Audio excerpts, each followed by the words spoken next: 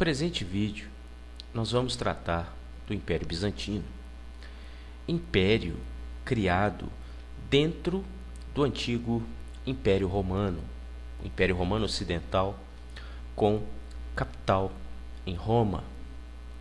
E a história de Bizâncio, a história dos bizantinos, é atrelada à própria história da derrocada do Império Romano.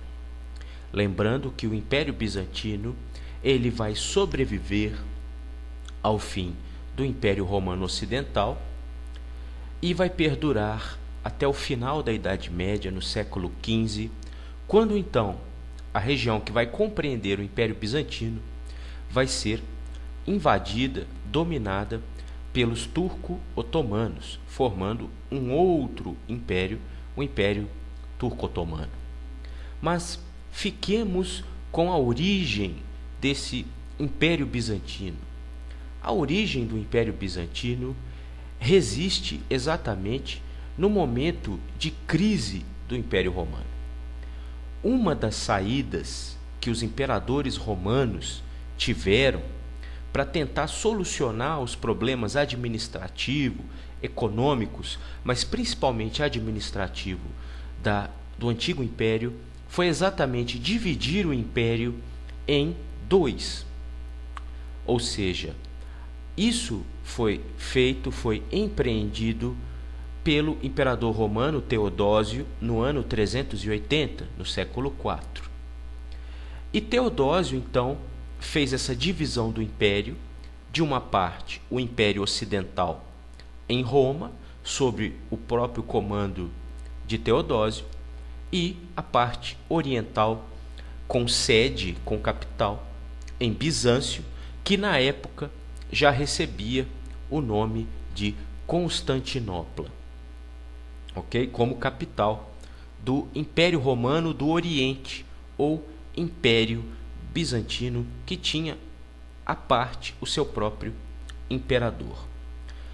Pois bem, da onde vem esse nome Bizâncio, Constantinopla, que hoje é a cidade de Istambul, ali na Turquia, e que era a sede do Império Romano Oriental ou Império Bizantino?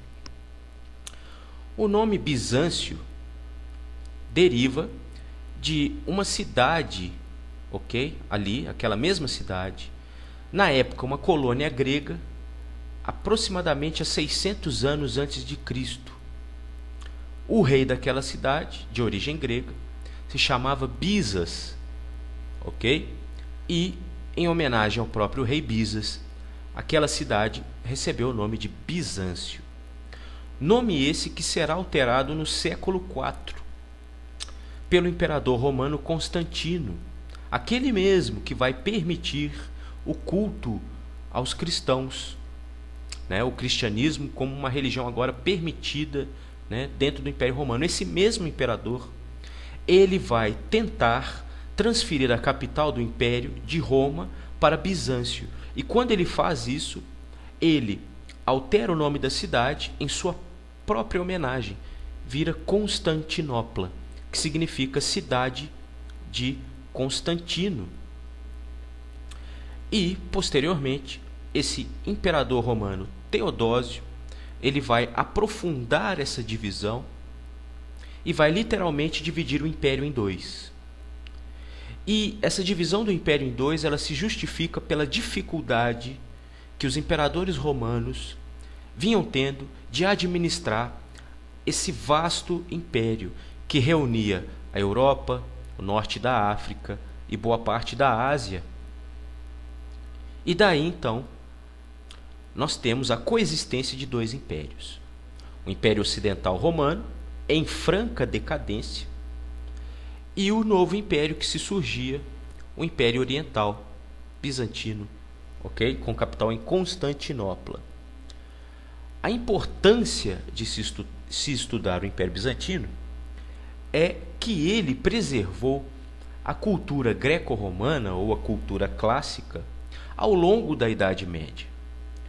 Porque, paralelamente a esse desenvolvimento e crescimento de Bizâncio, o Império Romano vai se desintegrar, vai se dissolver, e a Europa vai cair num processo de reorganização social que vai culminar com a criação do modelo sociopolítico econômico que nós conhecemos como feudalismo. Ok? Isso, obviamente, conjuntamente com um processo de penetração de povos bárbaros ou germânicos na Europa. Enquanto isso, Bizâncio está florescendo, está se desenvolvendo e vai preservar essa cultura greco-romana e, além disso, vai fazer a ponte entre essa cultura greco-romana com a cultura árabe que está batendo na porta ali de Bizâncio. Então, é de uma riqueza cultural esse império sem tamanho. Durante a Idade Média, o Império Bizantino um dos exemplos de desenvolvimento, de progressismo em meio a uma Europa que está em franca decadência, que está num processo de transformação intensa, que só vai se recuperar lá na Baixa Idade Média, quando aí o feudalismo, né, que está vivente na Europa, vai começar a dar um formato para um pré-capitalismo. Pois bem, além disso, uma das dois exemplos que podem mostrar essa importância cultural que representou o Império Bizantino é exatamente a sua arquitetura. E a arquitetura de Bizâncio nos traz duas construções maravilhosas. A primeira, a igreja de Hagia Sophia, ou a igreja de Santa Sofia, construída pelo principal imperador bizantino, que foi Justiniano I. Além disso, Justiniano I construiu o hipódromo. O que é um hipódromo? Um hipódromo é uma construção, né, como se fosse um pequeno estádio, né, em forma de U, né, em forma de U, assim, né, circular, né, em forma de U, aonde ocorriam corridas de bigas, né, bigas que eram um veículo, né, com tração a cavalo, geralmente de uso militar. Então eram cavalos extremamente velozes e então ocorriam corridas de bigas, né, nesse hipódromo, mas também aconteciam eventos públicos nesse mesmo hipódromo. No próximo vídeo, tratando de Império Bizantino, eu vou falar com vocês um pouco de Justiniano I, o principal imperador bizantino, que, além de construir a igreja de Santa Sofia, além de construir o hipódromo, ele vai representar a verdadeira força do imperador bizantino. Um imperador que vai ser conhecido por uma prática que nós, historiadores, damos o nome de césaropapismo.